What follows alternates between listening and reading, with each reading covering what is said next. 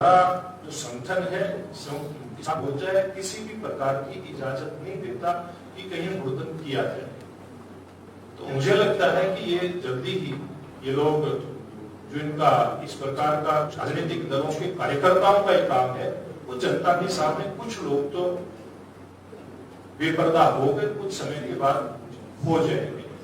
Sir, आपने कहा कि गवर्नमेंट में पीछे रह गया जी, और भारतीय जनता पार्टी का उम्मीदवार जीतता है तो वहाँ पे गवर्नमेंट जी, उसी भारतीय जनता पार्टी के कैंडिडेट का विधायक है और आपके लंबे समय से आपके साथ है, जिस समय ये सब गवर्नमेंट बहुत कदम में गिराया जा सके।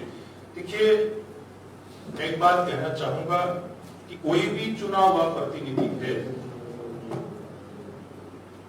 उसकी जिम्मेवारी है कि वो अपनी विधानसभा क्षेत्र की आवाज विधानसभा में उठाए। मुख्यमंत्री जो प्रशासनिक जो मशीनरी है उसके माध्यम से वो लोगों की इच्छाएं उनकी पूर्ति करे। सिरसा में भी पूरे प्रदेश के साथ साथ इस 2 वर्ष का जो हमारा दूसरी पारी जो शुरू हुई, इसका काल है, इसमें प्रयास हुआ है कि काम जो भी विकास के हैं वो हो। लेकिन आप भी जानते हैं और हम भी जानते हैं कि जो कोविड की बीमारी के कारण से लगातार 2 हम सब लॉकडाउन हुए, अपने आप को लॉकडाउन हम सब लोगों को करना पड़ा। तो इसके कारण से कहीं कहीं जो चीजें होनी चाहिए उसमें कमी खाली सिरसा में नहीं, पूरे देश के अंदर इसकी कमी रही है। और मैं समझता हूं आगे भविष्य में ईश्वर करे बीमारी ना आए तो जो कहीं कमी रही है विकास की वो हम पूरी करेंगे। और अगली बात जहां तक हमारे उम्मीदवार की बात है, गोविंद कांडा जी की बात है, इनको बहुत नजदीक से तो अब मिलकर के समझने का मौका मिला कि किस प्रकार से खाली सिरसा नहीं, पूरे सिरसा जिला जिसमें एलनाबाद भी आता है, समय समय पर जब भी जरूरत पड़ी गरीब कन्याओं की शादी से लेकर के मुझे जानकारी मिली कि 4000 से ज्यादा गरीब कन्याओं की शादियां गोविंद जी बाबा तारा कुटिया के सेवक होने के नाते करवा चुके हैं। जब कभी किसी गरीब परिवार को और किसी तरह की मदद की जरूरत होती है, गोविंद जी सामने निकल कर आते हैं। उसमें सिरसा के साथ साथ एलनाबाद के हमारे जो वहां जरूरतमंद परिवार हैं उनकी मदद भी होती है। अब जब कोविड का समय था, जब भी जिस भी संगठन ने जिस भी प्रकार के सहयोग की आवश्यकता महसूस की, जैसे सब सामाजिक संगठनों ने मिलकर के इस महामारी से निकलने का एक बहुत अच्छा प्रयास किया, उसमें गोविंद जी ने भी तारा बाबा कुटिया के सेवक के नाते बहुत अच्छी भूमिका निभाने का काम किया है। तो मैं समझता हूं पूर्व में तो ये जो विधायक वहां के रहे, ये अपने अहंकार के कारण से कि मैं हूं, मैं बड़ा नेता हूं, मैं गली नाली की बात नहीं कर सकता विधानसभा में खड़ा होकर के, अपने अहंकार के कारण से इलाहाबाद का जो विकास वो जनता को एहसास नहीं होगा। गोविंद कांडा जो एक सामाजिक कार्यकर्ता के नाते इतने सेवा के कार्य कर सकते हैं और जो जनता का जो मूड मुझे बढ़ता दिखाई दे रहा है, धीरे धीरे करके सामने तस्वीर आती दिखाई दे रही है, उसके कारण न केवल जीतने में सक्षम हो बल्कि उसके मन में अपने क्षेत्र की जनता के प्रति लगाव, इस प्रकार का उम्मीदवार लेकर के आती है। भारतीय जनता पार्टी या गठबंधन के लिए नहीं लेकर के आए और बहुत योग्य उम्मीदवार, जिसने कहा, मैंने तो अभी कुछ दिन से मेरा जब से सिरसा में इलाहाबाद के चुनाव के संदर्भ में हुआ, जब गोविंद जी ने भारतीय जनता पार्टी ज्वाइन की, जैसा मैंने पूर्व में बताया कि किस किस प्रकार के काम किए। तो जब लगा कि इस प्रकार का एक कार्यकर्ता भारतीय जनता पार्टी का सदस्य बनकर के वो ऐलनाबाद क्षेत्र की जनता की सेवा करने का एक मन बनाए हुए हैं और उसके मन के अंदर कुछ करने की ललक, तो ऐसे उम्मीदवार को हम लोग लेकर के इस चुनाव मैदान के अंदर उतरे हैं। और मुझे लगता है कि जैसे जैसे हमारी एंट्री इस ऐलनाबाद विधानसभा क्षेत्र में हमारे उम्मीदवार की हो रही है, उससे इनके प्रति जो जनता का लगाव और इनका जो जनता के प्रति स्नेह वो दिखाई दे रहा है। और ये बेशक एक बीच का जो समय रहा है उसमें गोविंद जी भारतीय जनता पार्टी के सदस्य नहीं रहे हों, लेकिन इनके पिताजी स्वर्गीय मुरलीधर जी वो कभी जनसंघ के एक मजबूत नेता कार्यकर्ता सिरसा में रहे हैं, इसलिए ये कोई भारतीय जनता पार्टी के प्रति ये परिवार कोई नया नहीं। मराना साहब, भाजपा एक कैडर पार्टी है और उस कैडर पार्टी को देखते हुए जब भी कोई उम्मीदवार का चयन होता है तो पूरी योग्यता के साथ देखा जाता है जी। लेकिन ऐलनाबाद चुनाव को लेकर हम बात करें, चाहे पिछले चुनाव की करें या करें, दोनों बारी आयातित उम्मीदवार ही मैदान में खड़ा किया गया है, जबकि इस बार 17 प्रत्याशियों उम्मीदवारों ने अपनी दावेदारी जताई थी। तो क्या ऐसा कोई सशक्त उम्मीदवार नहीं था बीजेपी के पास, या जो 2 बार चुनाव हार चुके हैं उन्हीं को ही दावेदारी योग्य समझा जाता है? देखिए, मैं एक बात कहना चाहूंगा, भारतीय जनता पार्टी अगर हम संगठन की बात करें, आपने बिल्कुल ठीक बात की, कैडर आधारित पार्टी है। साधारण सदस्यों की बात करें तो दुनिया की सबसे बड़ी पार्टी भारतीय जनता पार्टी है। हरियाणा प्रदेश की बात करें तो पिछला जो कार्यकाल था उसमें लगभग पहले 30 लाख के आसपास, और जब दूसरी बार चुनाव हुआ संगठन का, उसमें हम लोग उस सदस्यता को कंटिन्यू करते हैं और उसमें कुछ एडिशन करते हैं, तो 10 लाख के आसपास की सदस्यता का और उसमें एडिशन हुआ था। तो लगभग 40 लाख के सदस्यों के साथ भारतीय जनता पार्टी हरियाणा की सबसे बड़ी राजनीतिक पार्टी है। जहां तक चुनाव की बात है, मजबूत पार्टी और मजबूत पार्टी के कार्यकर्ता कैडर के आधार पर भारतीय जनता पार्टी चुनाव लड़ती है। और जहां तक उम्मीदवार की बात है, कोई भी राजनीतिक दल के चुनाव में जो उम्मीदवार आता है उसकी विचारधारा, उसका जनता के प्रति लगाव, जनता की समस्याओं की जानकारी और समाधान की ललक, ये सारी चीजें, और उसके बाद फिर उम्मीदवार की जीत, ये सारी बातें देख करके हम उम्मीदवार उतारते हैं। और जब चाहे विधानसभा का गठन होता है, लोकसभा का गठन होता है, उसमें फिर कैडर के आधार पर एक विचार राजनीतिक दल का उभर करके आता है और उस विचार और सिद्धांत के आधार पर हमारी सरकारें चलती हैं। फिर कोई सांसद, विधायक कोई नया बन करके आए, कोई पुराना जीत करके आए, इस बात का अर्थ छोटा पड़ जाता है और बड़े अर्थों में उस विचार को लेकर के जो पार्टी संगठन चलता है उसके आधार पर सरकार की नीतियां चलती हैं। जैसे हमारी केंद्र में सरकार आने के बाद नरेंद्र मोदी जी के नेतृत्व में, या हरियाणा में मुख्यमंत्री जी की सरकार आने के बाद विधायक बहुत सारे नए थे।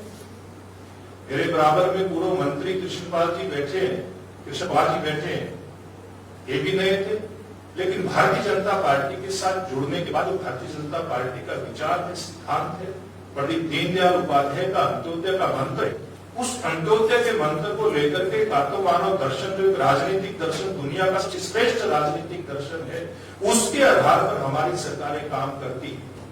वो जब कोरोना जैसी महामारी भी आती है तो उसी राजनीतिक इच्छा के बल पर सबको साथ लेकर के हमारा राजनीतिक नेतृत्व दुनिया की सबसे बड़ी महामारी से कुशलता के साथ अपने देश को लाने का काम करता है। ये हमारे विचार की ताकत है। कहीं कुशल कबड्डी पूरी आती है, जैसे अब पिछले जी। नगर परिषद सिरसा की जो चेयरपर्सन चुनी है, उस वक्त लोपा की जो चेयरपर्सन चुनी गई है, और जहां बीजेपी चाहती थी कोई और चुनाए, और उसके बाद धोखाधड़ी हुआ, जो भी हुआ, इवन जो आदित्य देवदास जी बैठे हैं हमारे से, इन्होंने भी बाद में कहा कि हमारे साथ छल हुआ है, कपट हुआ, गलत हुआ है। तो क्या आप छल कपटी के साथ? देखिए, मैं एक बात कहना चाहूंगा आपके सवाल के जवाब में कि जब दो राजनीतिक दल आमने सामने होते हैं तो सब लोग अपनी अपनी राजनीतिक ताकत का इस्तेमाल करते, इसमें कहीं कोई बुराई नहीं है। अब विचार के आधार पर इस देश में अलग अलग राजनीतिक दलों ने अपनी लड़ाई लड़ी। 1975 में कांग्रेस के खिलाफ बहुत सारे जनता पार्टी के बैनर के नीचे आए। उसके बाद श्रीमान अटल बिहारी वाजपेयी जी के राज में इस देश के अंदर एनडीए का गठन हुआ और गठबंधन की नई राजनीति का उदय अटल बिहारी वाजपेयी जी के समय में हुआ। हम वो समय भी आता है जैसे वर्तमान में भी है, हम अपने अपने विचार के आधार पर लड़ाई लड़ते हैं, और जब कई बार इस प्रकार का मौका आता है तो स्पष्ट बहुमत नहीं होता है, तो आपस में विचारों की समानता के चलते इकट्ठे होकर के सरकार भी बनाते हैं और सफलतापूर्वक चलाते हैं। जैसी सरकार आज 2 साल में चल रही है, तो यहाँ की घटना आप बता रहे हैं, इसका निश्चित रूप से ये जो एक हमारा दुनिया का सबसे बड़ा लोकतंत्र है, इसकी एक खूबसूरती मैं कहूंगा कि हम अपना जो विचार है, अपने जो मुद्दे हैं, उनके ऊपर आने सामने भी होते हैं। और जब लोकतांत्रिक व्यवस्था में इस बात की छूट होती है कि कोई दल सरकार बनाए बिना बहुमत कि अगर हम असली है, तो उसमें मौका आता है तो एक साथ मिलकर के न्यूनतम सारा प्रोग्राम बनाकर के सरकारें बनाते और चलाते हैं। और सफलतापूर्वक अटल बिहारी वाजपेयी जी से लेकर हमारी एनडीए की सरकार नरेंद्र मोदी जी के नेतृत्व में बेशक हमें स्पष्ट बहुमत मिला, लेकिन बाकी दलों को भी साथ लेकर के चले, और हरियाणा में हमारी सफलता की सरकार साथ चल रही है। उस प्रकार के मौके राजनीतिक क्षेत्र के अंदर आते हैं और भविष्य में भी कोई इस प्रकार की कोई घटनाएं होती रहेंगी। लाला जी, अभी आपने एक नारा दिया विकास का नारा जी, जो आप इसमें दिए है, ऐसे 3 प्रमुख कौन से ऐसे विकास कार्य होंगे जो आप करेंगे? 3 ही राज्य हैं। देखिए, प्रमुख रूप से जो मैं इस क्षेत्र में आज से नहीं, मैं पिछले 20 साल से जो युवा भाजपा का कार्यकर्ता था, युवा मोर्चा का कार्यकर्ता था, उसमें से दक्ष में यहाँ जो कृषि के क्षेत्र में लोगों ने अपनी मेहनत के कारण से तो तरक्की की है, लेकिन जैसे जल भराव जैसी जो समस्याएं हैं, आज भी इस विधानसभा क्षेत्र का इस जिले का बल्कि लगभग 500 एकड़ का रकबा है जिसमें पानी का भराव है। उस पानी के भराव को, यानी कि जो सेम है, उस सेम ग्रस्त क्षेत्र को ठीक करना, ये हमारी जिम्मेवारी है। और ये एक रिपोर्ट की बात, आज की बात नहीं कह रहा मैं, पिछली जो विधानसभा का मैं सदस्य था और अभय सिंह चौटाला भी उसके सदस्य थे, तो मैंने विधानसभा में एक दिन उनके ऊपर एक टिप्पणी की थी। मैं अभय सिंह आपके क्षेत्र में जब हम फतेहाबाद के भट्टू से उधर एंटर करते हैं चोपटा साइड से इलाहाबाद में, तो वहां सेब ग्रस्त क्षेत्र शुरू हो जाता है। आप बड़ी बड़ी बातें तो करते हैं, इसके निदान के लिए कुछ करिए। तो उसके बाद दुर्भाग्य से ये 2 साल का समय कोविड के कारण से जरूर खराब हुआ, बीच में लोकसभा विधानसभा चुनाव आए, लेकिन हमारे मुख्यमंत्री जी ने उस बात का संज्ञान लिया और पूरे सिरसा से समेत हरियाणा के कई हिस्सों में जहां सेब का पानी है उसको खत्म करके और किसान की खुशहाली आए, इस बात का प्रयास शुरू हुआ है। योजना 12,500 एकड़ की बन चुकी है और आप अगर जाएंगे, जाते हैं, आपको कभी मैं दिखाऊंगा फतेहाबाद जिले की चीड़ और इसके आसपास गांव में इसी प्रकार की समस्या थी। हमारी सरकार ने उसका निदान करने का एक सफल प्रयास किया। तो पानी कभी जमीन के ऊपर दिखाई देता था, आज वहां जाकर के आप देखेंगे तो 6 से 7 फुट पानी नीचे रखा जाता है। प्रमुख ये एक किसान के लिए, कृषि क्षेत्र के लिए इस समेत जो भी आधारभूत ढांचे की जरूरत होगी, चाहे उसमें सिंचाई का पानी खेत तक पहुंचाने की बात, इनके लिए 1-2 जगह दिक्कत है, उसका समाधान भी पीछे मुख्यमंत्री जी से कुछ किसान मिले थे, करवाने की बात हुई थी, उसके ऊपर ठोस बात भी हुई। और अगली बात है कि शिक्षा के क्षेत्र में हैदराबाद में बहुत कुछ करने की जरूरत है, इसको किया जाएगा। और तीसरी बात जो आम आदमी के साथ जुड़ी हुई है, बातें तो बहुत है, लेकिन आपने 3 पूछे हैं तो बातें कितनी भी बताई जा सकती है, लेकिन तीसरा है सरकारी जो योजनाएं हैं, बहुत सारी योजनाएं, वो विकास की योजनाएं भी, जन कल्याण की योजनाएं, गरीबोत्थान की योजनाएं, शिक्षा के क्षेत्र में, ऐसी सब योजनाएं केंद्र और प्रदेश सरकार की है। उनका लाभ पंडित दीनदयाल उपाध्याय जी का जो अंत्योदय का हमारा मंत्र है, अंत का उदय, अंतिम व्यक्ति तक इन योजनाओं का लाभ कैसे पहुंचे, ये हमारी प्राथमिकता में रहेगा। और हम वो जल्दी आपके सामने जो हैदराबाद के लिए हमारा जो घोषणा पत्र होगा उसको भी जारी करेंगे, डिटेल में फिर जिस दिन करेंगे उस दिन चर्चा करेंगे। लेकिन थोड़ा चुनाव पहले से बहुत इस प्रोग्राम है।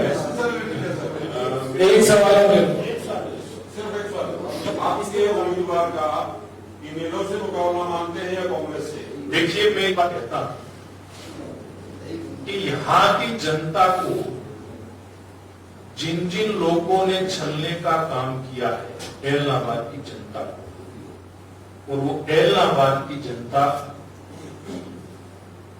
उनको सबक सिखाने का काम करेगी। फिर तीसरे पे कौन आएगा, दूसरे पे कौन आएगा, चौथे पे कौन आएगा, ये एलनाबाद की जनता तय करेगी। और मैं एक बात विश्वास के साथ आपके बीच में कह रहा हूं, तो हमारे पास लोगों का फीडबैक है, क्योंकि फीडबैक वैसे नहीं आता, हमने जन कल्याण के काम किए हैं।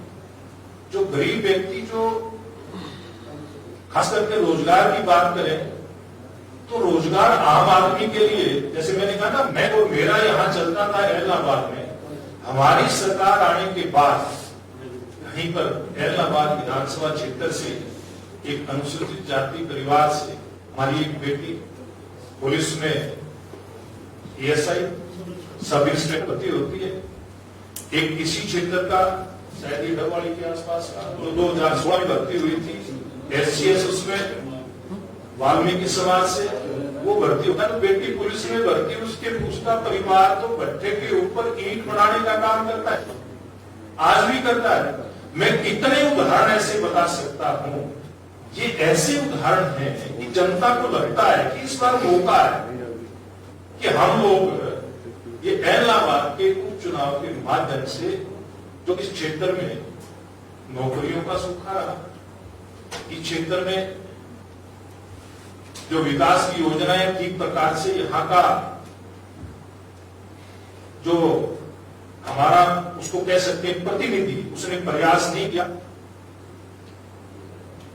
उस प्रयास को सार्थक करने के लिए उम्मीदवार यहां से चुन करके भेजने का मौका, बहुत सारी ऐसी बातें जो जनता के दिल के अंदर है। और 30 तारीख को जब चुनाव में जाएंगे तो निश्चित रूप से कमल का बटन दबा करके हमारे गठबंधन के जो प्रत्याशी हैं गोविंद कांडा, उनको जिताने का काम करेंगे। आप सबका बहुत बहुत धन्यवाद। ऐसा आपके लिए है ना, वहाँ मिलते रहेंगे, आपसे लगातार मिलेंगे।